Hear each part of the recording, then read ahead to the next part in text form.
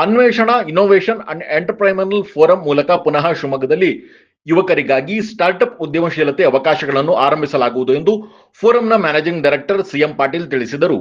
ಪತ್ರಿಕಾಗೋಷ್ಠಿಯಲ್ಲಿ ಮಾತನಾಡಿ ಮಾಹಿತಿ ನೀಡಿದ ಸಿಎಂ ಪಾಟೀಲ್, ಪ್ರಪಂಚದಲ್ಲಿ ಡಿಜಿಟಲ್ ಟ್ರಾನ್ಸ್ಫಾರ್ಮರ್ ಪ್ರಮುಖವಾದ ಮುಖ್ಯವಾಹಿನಿಯಾಗಿದೆ. ಭಾರತದಲ್ಲಿ ಡಿಜಿಟಲ್ ಟ್ರಾನ್ಸ್ಫಾರ್ಮೇಷನ್ ಅತಿ ವೇಗದಲ್ಲಿ ಬೆಳೆಯುತ್ತಿದ್ದು, ಎಕ್ಸ್ಪೋರ್ಟ್ಸ್ ಹಾಗೂ ಪಾಲಿಸಿ ರಿಫಾರ್ಮರ್ಸ್ ಸಹ ಜಾಗತಿಕವಾಗಿ ಹೇಗೆ ಬೆಳೆಯುತ್ತಿವೆಯೋ ಹಾಗೆ ಭಾರತದಲ್ಲಿ ಬೆಳೆಯುತ್ತಿದೆ.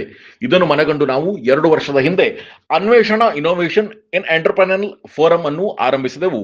ಅದರ ಮೂಲಕ ಶಿವಮೊಗ್ಗದಲ್ಲಿ ಪ್ರಪ್ರಥಮ ಬಾರಿಗೆ ಅನೇಕ ಉದ್ಯಮಶೀಲತೆಗಳಿಗೆ ಸ್ಟಾರ್ಟ್ಅಪ್ ನೀಡಲಾಗಿತ್ತು. ಆದರೆ ಹೆಚ್ಚು ಯುವಕರನ್ನು ತಲುಪಲು ಆಗಲಿಲ್ಲ. ಈ ಕಾರಣದಿಂದ ಈ ಬಾರಿ ಉದ್ಯಮಶೀಲತೆ ಅಭಿವೃದ್ಧಿಪಡಿಸಲು ಯುವಕರಿಗೆ ಸ್ಟಾರ್ಟ್ಅಪ್ ಮೂಲಕ ಅವಕಾಶ ನೀಡಲು ಅನ್ವೇಷಣಾ ಇನ್ನೋವೇಷನ್ ಅಂಡ್ ಎಂಟರ್ಪ್ರೈನರ್ನಲ್ ಫೋರಂ ಮೂಲಕ ಶಿವಮೊಗ್ಗದಲ್ಲಿ ಆರಂಭ ಮಾಡಲಾಗುವುದು ಎಂದು ಫೋರಂನ ಮ್ಯಾನೇಜಿಂಗ್ ಡೈರೆಕ್ಟರ್ ಸಿಎಂ ಪಾಟೀಲ್ ತಿಳಿಸಿದ್ದಾರೆ. It has got strong domestic demand. Investment on infrastructure is huge compared to any developing country in the world. Digital transformation is taking place.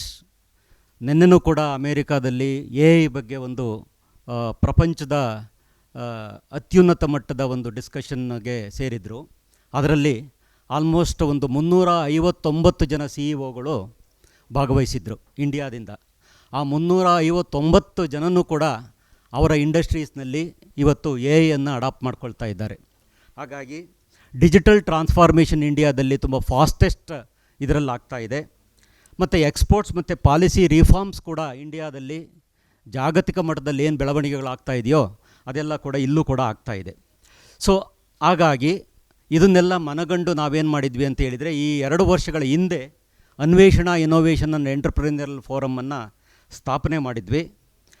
ಈಗ ಹಿಂದೆ ಎಲ್ಲ ಏನಿತ್ತು ಅಂತ ಹೇಳಿದರೆ, ಬೆಂಗಳೂರಿನಂಥ ಮಹಾನಗರಗಳಲ್ಲಿ ಸ್ಟಾರ್ಟಪ್ ಕಲ್ಚರ್ ಜಾಸ್ತಿ ಇತ್ತು. ಸ್ಟಾರ್ಟಪ್ ಹಬ್ ಆಗಿ ಬೆಂಗಳೂರು ಆಲ್ರೆಡಿ ಡೆವಲಪ್ ಆಗಿದೆ. ಹಾಗಾಗಿ ಕೇಂದ್ರ ಮತ್ತು ರಾಜ್ಯ ಸರ್ಕಾರಗಳು ಥ್ರೂಔಟ್ ದ ಕಂಟ್ರಿ ಬೆಂಗಳೂರಿನಂಥ ನಗರಗಳನ್ನು ಬಿಟ್ಟು, ಕ್ಯಾಪಿಟಲ್ ಸಿಟಿಗಳನ್ನು ಬಿಟ್ಟು ಬೇರೆ ನಗರಗಳಲ್ಲಿ ಇನ್ನೋವೇಷನ್ ಆ್ಯಂಡ್ ಎಂಟರ್ಪ್ರಿನರಲ್ ಫೋರಮ್ ಅನ್ನೋದು ಸ್ಥಾಪನೆ ಆಗಬೇಕು ಅನ್ನೋ ಒಂದು ಉದ್ದೇಶ ಇದ್ದಿದ್ದರಿಂದ, ಮತ್ತು ಹುಬ್ಬಳ್ಳಿನಲ್ಲಿ ಏನು ಈಗ ಆಲ್ರೆಡಿ ಉದ್ಯಮಶೀಲತೆ ತುಂಬ ಡೆವಲಪ್ ಆಗಿದೆ. ಆ ಡೆವಲಪ್ಮೆಂಟಿಗೆ ಕಾರಣ ನಮ್ಮ CM ಪಾಟೀಲರು ಕೂಡ ಆಗಿದ್ದಾರೆ ಅಂತ ಹೇಳಲಿಕ್ಕೆ ನನಗೆ ಸಂತೋಷ ಆಗುತ್ತೆ. ಅಂಥವ್ರನ್ನ ಅವರು ಕೂಡ ನಮ್ಮನ್ನು ಗುರುತಿಸಿದ್ರು, ನಾವು ಕೂಡ ಅವ್ರನ್ನ ಗುರುತಿಸಿದ್ವಿ. ನಾವು ಅವರು ಎಲ್ಲ ಕೂತ್ಕೊಂಡು ಇಲ್ಲಿ ಶಿವಮೊಗ್ಗದಲ್ಲಿ ಯಾಕೆ ಒಂದು ಇನ್ನೋವೇಷನ್ ಸೆಂಟ್ರನ್ನು ಹಬ್ಬನ್ನು ಯಾಕೆ ಮಾಡಬಾರ್ದು ಅಂತೇಳಿ ಯೋಚನೆ ಮಾಡಿ 2 ವರ್ಷಗಳ ಹಿಂದೆ ನಾವು ಅನ್ವೇಷಣಾ ಇನ್ನೋವೇಷನ್ ಆ್ಯಂಡ್ ಎಂಟರ್ಪ್ರಿನರಲ್ ಫೋರಮನ್ನು ಎಸ್ಟಾಬ್ಲಿಷ್ ಮಾಡಿದ್ವಿ. ಆ ಎಸ್ಟಾಬ್ಲಿಷ್ ನಾವು ಯಾಕೆ ಮಾಡಿದ್ವಿ ಅಂತ ಹೇಳಿದರೆ, ಇಲ್ಲಿ ಮಲೆನಾಡಿನಲ್ಲಿ ಸುಮಾರು ಉದ್ಯಮಗಳಿಗೆ ಡೆವಲಪ್ಮೆಂಟ್ಗಳಿಗೆ ಅವಕಾಶ ಇತ್ತು. ಅದನ್ನೆಲ್ಲ ಮನಗೊಂಡು ನಾವು ಅವಕಾಶನ ಮಾಡಿಕೊಟ್ಟಿದ್ವಿ. ಇದಕ್ಕೆ ನಮ್ಮ ಪ್ರೇರಣೆಯಾಗಿ ನಮ್ಮ ಅಧ್ಯಕ್ಷರು, ನಮ್ಮ ಪ್ರೇರಣಾ ಎಜುಕೇಷನ್ ಆ್ಯಂಡ್ ಸೋಷಿಯಲ್ ಸೊಸೈಟಿನ ಅಧ್ಯಕ್ಷರು ಶ್ರೀ BY ರಾಘವೇಂದ್ರ ಅವರ ಸಹಕಾರದಿಂದ ಈಗ ಉನ್ನತವಾಗಿ ಬೆಳೆದು ನಿಂತ್ಕೊಂಡಿದೆ. ಅದರ ಬೆಳವಣಿಗೆಗಳನ್ನು ಹೇಳಲಿಕ್ಕೆ ಇಲ್ಲೆಲ್ಲರೂ ಸೇರಿದ್ದೇವೆ. ಅನ್ವೇಷಣದ 4 ನಿರ್ದೇಶಕರು ಯಾರು ಅಂತ ಹೇಳಿದರೆ, ದಿಶಾ ಅವರು, ಮಿಸ್ಟರ್ ಸುಭಾಷ್ ಅವರು, ಮಿಸ್ ಮೈತ್ರಿ ಅವರು, CM ಪಾಟೀಲ್ ಅವರು. ಇವರು ಪ್ರಶಾಂತ್ ಪ್ರಕಾಶ್ ಅಂತ ಹೇಳಿ ಅವರು ಆಕ್ಸೆಲ್ ಇಂಡಿಯಾ ಸಂಸ್ಥೆಯ ಅಧ್ಯಕ್ಷರಾಗಿದ್ದಾರೆ. ಅವರ ಅಧ್ಯಕ್ಷತೆಯಲ್ಲಿ Shrimati Umadevi CEO PS trust ಅವರ ಸಲಹೆಯಲ್ಲಿ ನಾವು ಈ ಸಂಸ್ಥೆಯನ್ನು ಸ್ಥಾಪನೆ ಮಾಡಿದ್ದೇವೆ. ಈಗ ನಮ್ಮ CM ಪಾಟೀಲ್ ಅವರು ಅನ್ವೇಷಣಾ ಇನ್ನೋವೇಷನ್ ಆ್ಯಂಡ್ ಎಂಟರ್ಪ್ರಿನರಲ್ ಫೋರಮಲ್ಲಿ ಕಳೆದ 2 ವರ್ಷದಿಂದ ಏನು ಡೆವಲಪ್ಮೆಂಟ್ ಆಗ್ತಾ ಇದೆ ಮತ್ತು ಮುಂದೆ ಏನು ನಾವು ಇಲ್ಲಿ ಶಿವಮೊಗ್ಗ ಎಂಟರ್ಪ್ರಿನರಲ್ ಬೆಳವಣಿಗೆಗಳಿಗೆ ಏನೆಲ್ಲ ಮಾಡ್ತೇವೆ ಅನ್ನೋದನ್ನು ತಿಳಿಸ್ಕೊಡ್ತಾರೆ. ಸ್ಟಾರ್ಟ್ ಮಾಡಬೇಕಂತ ನಮ್ಮ ತಲೆಯಲ್ಲಿತ್ತು ಅಷ್ಟೇ. ಹೆಂಗೆ ಮಾಡ್ತೀವಿ, ಯಾವ ರೀತಿ ಮಾಡ್ತಿರ್ಬೇಕಂತ ಆಲೋಚನೆ ಮಾತ್ರ ನಮ್ಮ ತಲೆಯಲ್ಲಿತ್ತು. ಹೆಂಗೆ ಬರುತ್ತೆ ಅಂತೇಳಿ ನನಗೂ ಅಷ್ಟೇ ಕುತೂಹಲ ಇತ್ತು. ಯಾಕಂದರೆ ಶಿವಮೊಗ್ಗ ರೀಜನಲ್ಲಿ ಪೊಟೆನ್ಷಿಯಲ್ ಇದೆ ಅಂತ ಎಲ್ಲರಿಗೂ ಗೊತ್ತು. ಬಟ್ ಸ್ಟಾರ್ಟಪ್ಗಳನ್ನ ಯಾವ ರೀತಿ ಇಲ್ಲಿರೋ ಅಂಥ ಆಂಟ್ರಪ್ರಿನರ್ಸ್ ಸ್ವೀಕರಿಸ್ತಾರೆ, ಆಮೇಲೆ ಯಾವುದೇ ರೀತಿ ಇನೋವೇಷನ್ಸಲ್ಲಿ ಜಾಸ್ತಿ ಬರ್ತಾರೆ ಅಂಥೇಳಿ.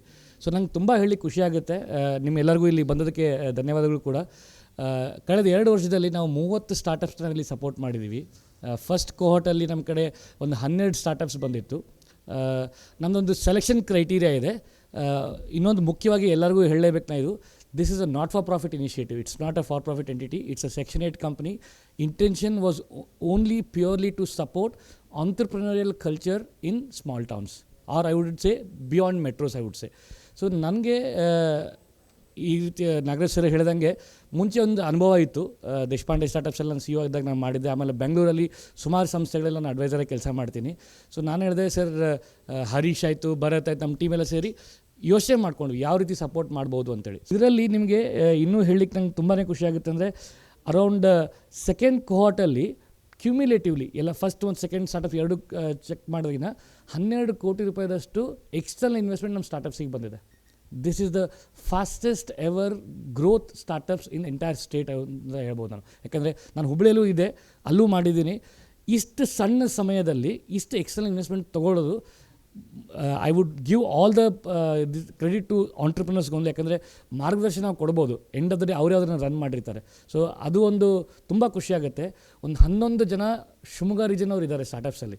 ನಿಮ್ಮ ಹತ್ರ ಒಂದು ಕಳಕಳೆಯ ವಿನಂತಿ ಏನಂದರೆ, ಬರುವಂಥ ದಿನಗಳಲ್ಲಿ ನಿಮ್ಗೆ ಯಾರಿಗಾದರೂ ಆಸಕ್ತಿ ಇತ್ತು ಅಂದರೆ ಆ ಸ್ಟಾರ್ಟಪ್ಸ್ ನೀವು ಡೈರೆಕ್ಟಾಗೂ ಮಾತಾಡ್ಕೋಬೋದು. ಸೊ ದ್ಯಾಟ್ ಅದರಿಂದ ಬೇರೆ ಇನ್ನೂ ಸ್ಟಾರ್ಟಪ್ಸ್ ಯಾರು ಮಾಡ್ತಾಯಿದ್ದಾರೆ ಅವ್ರ ಬಗ್ಗೆನೂ ಮಾಹಿತಿ ಗೊತ್ತಾಗುತ್ತೆ. ಯಾಕಂದ್ರೆ ನಾವು ಬರೀ ನ್ಯೂಸ್ ಲೆಟರ್ ಕೊಟ್ಟು ಮೆಟ್ರೋ ಸಿಟಿಯಲ್ಲಿ ಜಾಸ್ತಿ ಗೊತ್ತಾಗುತ್ತೆ, ಬಟ್ ಇಲ್ಲಿವರೆಗೆ ಅದು ಏನೋ ಒಂಥರ ದೀಪದ ಕೆಳಗೆ ಕತ್ಲೆ ಅಂತೇಳಿ ಸುಮಾರು ಜನ ಯಂಗ್ಸ್ಟರ್ಸಿಗೆ ನಮ್ಗೆ ಇನ್ನೂ ರೀಚ್ ಆಗಲಿಕ್ಕೆ ಆಗಿಲ್ಲ.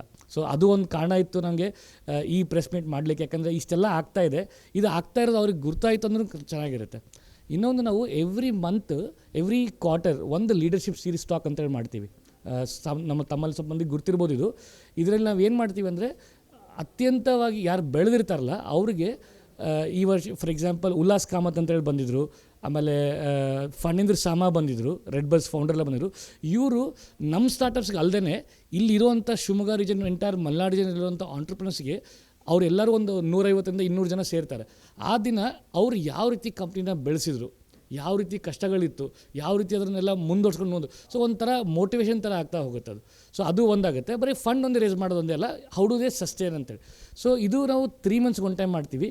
ಇನ್ಫ್ಯಾಕ್ಟ್ ಈ ಸ್ಯಾಟರ್ಡೆ ಕೂಡ ನಿಮಗೆಲ್ಲ ನಾಳೆ ಅಕ್ಷಯ ಕಲ್ಪ ಅಂತೇಳಿ ಕಂಪ್ನಿ ಕೇಳಿರ್ಬೋದು. ಫೌಂಡರ್ ಶಶಿಕುಮಾರ್ ಬರ್ತಿದ್ದಾರೆ. ಒಂದು 850 ಕೋಟಿ ಹಂಗಷ್ಟು ರೆವೆನ್ಯೂ ಮಾಡ್ತಿದ್ದಾರೆ ಅವರು. ತಿಪ್ಟೂರಲ್ಲೇ ಆ್ಯಕ್ಚುಲಿ ಅವ್ರದ್ದು ಕಂಪ್ನಿ ಇರೋದು. ಪ್ರತಿಯೊಂದು ರೈತರಿಗೆ, ಅಲ್ಲಿರುವಂಥ ರೈತರಿಗೆ ಅವರು 1 ರಿಂದ 1.5 ಲಕ್ಷ ರೂಪಾಯಿ ಆದಾಯ ಕೊಡ್ತಿದ್ದಾರೆ ಎವ್ರಿ ಮಂತ್. ಸೊ ಅವ್ರು ಯಾವ ರೀತಿ ಅಗ್ರಿಟೆಕ್ ಸ್ಟಾರ್ಟಪ್ ಬಿಡಿಸಿದ್ರು. ಸೊ ಇದರಿಂದ ಏನಾಗುತ್ತೆ, ಒಂದು ಮೋಟಿವೇಶನ್ ಸಿಗುತ್ತೆ ಎಷ್ಟೋ ಜನಕ್ಕೆ, ಯಾವ ರೀತಿ ಮಾಡ್ಬೋದು ಅನ್ನೋ ಒಂದು ಆಸಕ್ತಿ ಬರುತ್ತೆ.